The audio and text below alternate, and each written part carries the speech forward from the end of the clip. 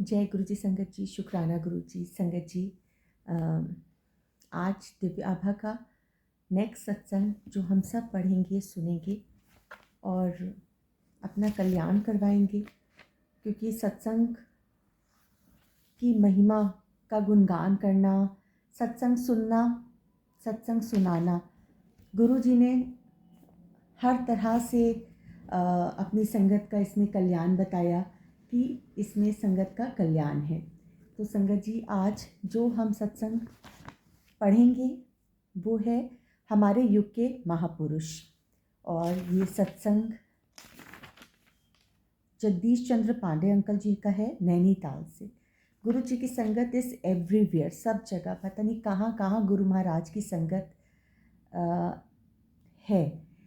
पहले तो जो संगत थी ही थी, और अब संगत मतलब बढ़ती ही चली जा रही हैं। जैसे कि गुरुजी ने बोला कि इत्थे लाइना लगन गियां।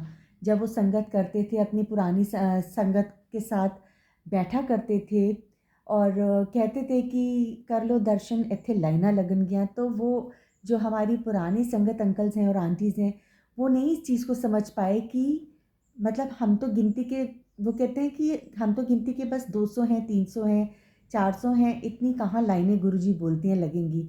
और आज अगर हम देखते हैं तो वाकई में बड़े मंदिर जाएं आप, या फिर कहीं सत्संग भी होता है, तो आप देखो इतनी संगत होती है, क्योंकि हर कोई गुरु महाराज की महिमा का सुन के गुणगान सुन रहे हैं, सत्संग सुन रहे हैं, और गुरुजी खुद अपनी संगत को चुनते हैं।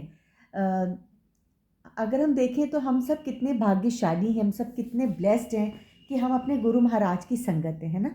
और भी कितने लोग हैं, कोई किसी के संग जुड़ते हैं, कोई किसी के संग, but I consider my self, we all should consider our self very fortunate, very lucky, very blessed ones. बहुत भाग्यशाली हमें अपने आप को समझना चाहिए। संगत जी की गुरु जी ने, साक्षात भगवान ने, साक्षात सदाशिव जी ने हमें अपने चरण कमलों के साथ लगाया, और अगर उन्होंने हमें अपनी संगत बनाया है तो हमें उनकी संगत बन के उनकी कही हुई बातें, जो उनकी बहुत सिंपल सिंपल से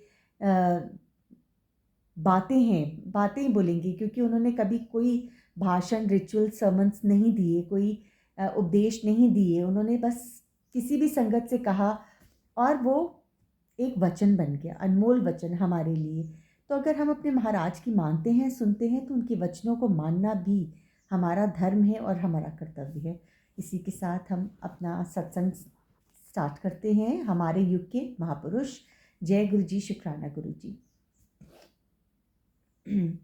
असित गिरी सम स्यात् कजलम सिंधु पात्रे, सुरत सुर तरुवर शाखा पत्र मुर्वी, लिखति यदि गृहीत्वा शारदा सर्व कालम, तदपि त्वगुणान्नामीशम पारम न याति। जहाँ तक मुझको लग रहा है, हल्का हल्का संस्कृत में ये बहुत प्यारा सा श्लोक दिया हुआ है। गुर की महिमा का गुणगान किया गया है कि हम जितने भी कलम दवात ले लें, हम अपने गुरु की महिमा को बयान नहीं कर सकते। चाहे हम कहते हैं ना, कुछ भी कर लें, हमारे पास वो शब्द ही नहीं होते कि हम अपने गुरु जी की महिमा का गुणगान कर पाएँ। बहुत कुछ सोचते हैं कि हम ये बोलें, ये बोलें, ये बोलें, पर वो शब्दकोश बहुत थोड़े में ही रह जाते हैं, क्योंकि हमारे गुरु की महिमा, हमारे गुरु की कृपा इतनी है कि हम अपने छोटे छोटे शब्दों में उसको बयां कर ही नहीं सकते।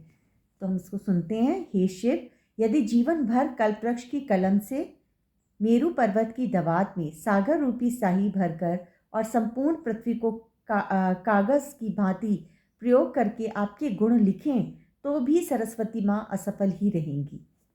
वास्तव में गुरु गुणों का वर्णन करना असंभव है, संभव नहीं है। गुरु जी स्वयं शिव हैं, तथापि जिसने भी गुरु जी के दर्शन किए हैं, थोड़े से ही समय के लिए ही सही, उसने वह आवरण देखा है जिसके पीछे गुरु जी की सरलता से प्रसन्न होने वाली छवि छिपी हुई है। मुझे अपने गुरु के बारे में अपने संबंधी कर्नल जोशी, जो कि सेवानिवृत्त यानी रिटायर्ड थे, उनसे ज्ञात हुआ, और उनके दर्शन करके उनका आशीर्वाद प्राप्त करने की अभिलाषा मन में जागृत हुई। चूँकि उस समय मैं पारिवारिक समस्याओं के समाधान में लगा हुआ था और दिल्ली नहीं आ सकता था, मैंने कर्नल जोशी को गुरुजी को बताने के लिए यह लिखा। उन्होंने मतलब लिखा, जिन अंकल ने उनको जोड़ा था गुरुजी के साथ वो आ नहीं पाए, तो उन्होंने क्या लिखा, इब्ने आदम दुआ करे कोई, मेरे गम की दवा करे कोई। मेरा संदेश गुरुजी तक पहुंचा ही होगा कि मुझे उनके दर्शन और उनके आशीष का सुअवसर प्राप्त हो गया। उनके कमल चरण स्पर्श करते हुए ऐसे लगा जैसे कि वह कह रहे हों, मम दर्शन फल परम अनूपा, जीव पाव नित सहज स्वरूपा। यह महापुरुषों की कसौटी है। उनके सानिध्य में साधारण मानव का मन भी उस आनंद सिंधु में गोते खाने लगता है जिसकी प्राप्ति के लिए बड़े बड़े तपस्वी अनेक जन्मों तक प्रयास करते रहते हैं। गुरु जी अंतर्यामी हैं और मेरा मानना है कि वह बिना कुछ व्यक्त किए ही मन की चाहत पूरी कर देते हैं। ये सच है संगत जी, हमें गुरु जी को कुछ बताना नहीं पड़ता, पर फिर भी हम इंसान हैं, हमें लगता है ना जैसे हम बोल लेंगे तो हमारा मन हल्का हो जाएगा, तब गुरु जी हमारी सुन लेंगे। पर गुरु जी हमारी मन की बात को बिना कहे सुन लेते हैं, बिना कहे जान लेते हैं, और अगर वो हमारे लिए अच्छी होती है तो वो हमारे लिए उस विश को पूरा भी ज़रूर करते हैं। एक चेतावनी है, हमारी इच्छा पूर्ति तभी संभव है जब वह हितकारी हो। देखिए वही बात है ना, अगर वो हमारे लिए अच्छी होती है, क्योंकि हम तो कुछ भी मांग लेंगे लेकिन हमारे गुरु जानी जान हैं, जो हमारे लिए अच्छा होगा वो हमको वही देंगे। ऋषि ने भगवत नाम को कल्पवृक्ष समान कहा है, पर गुरुजी और कल्पवृक्ष में अंतर है। कल्पवृक्ष से सब आकांक्षाएं पूर्ण होती हैं, गुरुजी केवल लाभान्वित करने वाली आशाएं पूर्ण करते। कहते कल्पवृक्ष जो होते हैं वो आपकी सभी इच्छाओं को पूरा कर देते हैं, आपकी जो भी मन की इच्छा होती है वो पूरा कर देते हैं। लेकिन जो गुरुजी हैं हमारे वही इच्छाएं पूरी करते हैं जो हमारे लिए लाभान्वित हों, हमारे लिए हितकारी हों, हमारे लिए अच्छी हों, वही इच्छाएं गुरुजी हमारी पूरी करते हैं। श्रीमद् भागवत व अन्य ग्रंथों में महापुरुष के जिन लक्षणों का वर्णन किया गया है, गुरुजी के व्यवहार व वाणी में वह 100% पाए जाते हैं। यह भी महत्वपूर्ण है कि गुरुजी का जन्म पंजाब में हुआ। प्राचीन काल में पंजाब को सारस्वत प्रदेश कहा जाता था। न केवल महर्षि व्यास जिन्होंने वेदों की व्याख्या करी, पुराणों को संकलित किया, महाभारत और ब्रह्म सूत्रों की रचना करी, उनके जैसे अन्य महान ऋषियों ने इस धरती को सदा धन्य किया है। ईश्वर की इस महान और प्राचीन परंपरा की पावन धरती पर ही कलयुग में गुरु नानक देव जी और श्रीचंद जैसे महानुभवों ने जन्म लेकर न केवल जन नवचेतना जागृत करी, अपितु उत्पीड़न मानवता का मार्गदर्शन और कल्याण भी किया।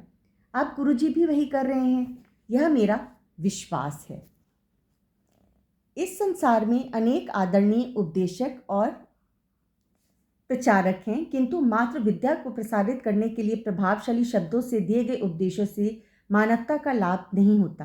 केवल प्रकाश का वर्णन करने से अंधेरा दूर नहीं होता, इस बात का कोई महत्व नहीं है इसके लिए सूर्य या लालटेन का वर्णन किया जा रहा है। आवश्यकता इस बात की है कि जिसमें इस ज्ञान का दीपक प्रज्वलित हो चुका है वह संवेदना सहित अध्यात्म की ज्योत जलाकर मानव के अंदर की छिपी हुई ज्योत उजागर करने का प्रयास करें। गुरु जी का व्यक्तित्व ऐसा है, अपनी प्रतिभाओं से वह न केवल अपने अनुयायियों के मार्ग में आने वाले संकटों से सावधान कर देते हैं, वरन उसकी यात्रा भी निष्कंटक कर देते हैं।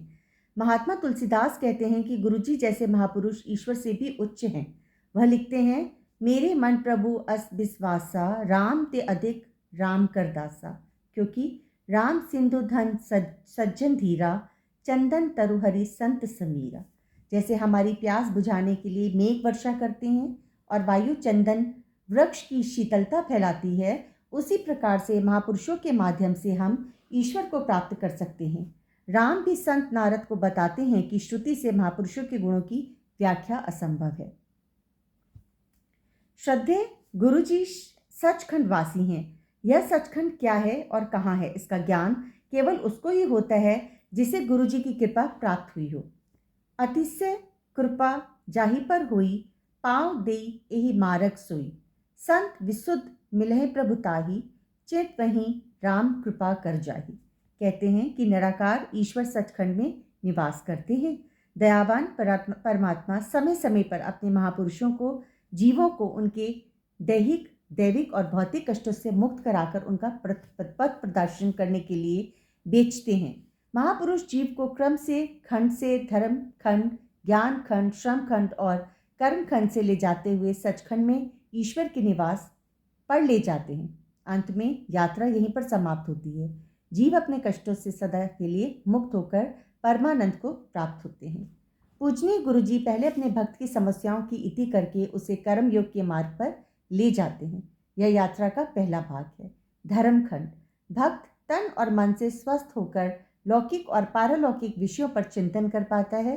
वह इस संसार की सच्चाई और स्वयं अपने जीवन का क्षणिकता को पहचान लेता है। यह ज्ञान खंड है। अपनी अल्पज्ञता और स्वाभिमान का उसे भान होता है। वह लज्जित होता है। अविराम विचार से वह प्रभु की महानता और अपने अस्तित्व को पहचान लेता है। वह सोचता है कि यह जीवन जो प्रभु ने सर्वानंद प्राप्ति के लिए प्रदान किया था व्यर्थ व्यतीत हो रहा है। जब परमात्मा से मिलने की उत्कंठा अत्यधिक हो जाती है, वह श्रमखंड में पहुंच जाता है। इस यात्रा का शिखर तब होता है जब उसे प्रभु कृपा प्राप्ति का आभास होता है। उसके सारे संशय समाप्त हो जाते हैं और मन आनंद सागर में गोते खाने लगता है, और यह कर्मखंड का क्षेत्र है। दीप्तिमान परम कृपा के आनंद में डूबे हुए जीव के लिए सचखंड के द्वार खुल जाते हैं। कोई इस यात्रा पर अकेले नहीं चल सकता। शिव समान व्यक्ति के लिए भी जीवन सागर को पार करना कठिन है। ज्ञान के भंडार ब्रह्मा को भी परमानंद की प्राप्ति के लिए गुरु या महापुरुष के पास जाना पड़ता है, और गुरु की कृपा दृष्टि तुरंत उन्हें वहाँ पहुँचा देती है। गुरु जी इस युग के ऐसे ही महापुरुष हैं। मैं उनके कमल चरणों की वंदना करता हूँ। जय गुरु जी, शुक्राना गुरु जी। और अंकल ने बहुत सुंदर सी छोटी सी कविता लिखी है। अगर मुझसे पढ़ने में कोई त्रुटि हो जाए तो मुझे माफ़ करिएगा गुरु जी। आपके कमल चरणों को समर्पित। हे भगवान शिव, गुणगान करता हूँ आपके कमल चरणों का। आश्रय है आप हमारे, आपके कमल चरण बांधते हैं। हम आपसे लौकिक माया के भेद कर भक्तों को भेंट करें उनकी आशाएं कल्प वृक्ष की भांति। हे भगवान शिव, गुणगान करता हूँ आपके कमल चरण का। शिव, ब्रह्मा और स्वर्ग के समस्त देव नतमस्तक होते हैं आपके कमल चरणों में। हे सबसे प्यारे गुरु, ढूंढता है जो आसरा, मिलता है उसे सहारा। आपके चरण सबसे प्यारे प्रभु, कुचल दे सब बाधाएं और भवसागर से पार करें। हे भगवान, हे शिव, गुणगान करता हूँ आपके कमल चरणों का। श्री जगदीश चंद्र पांडे अंकल, नैनीताल।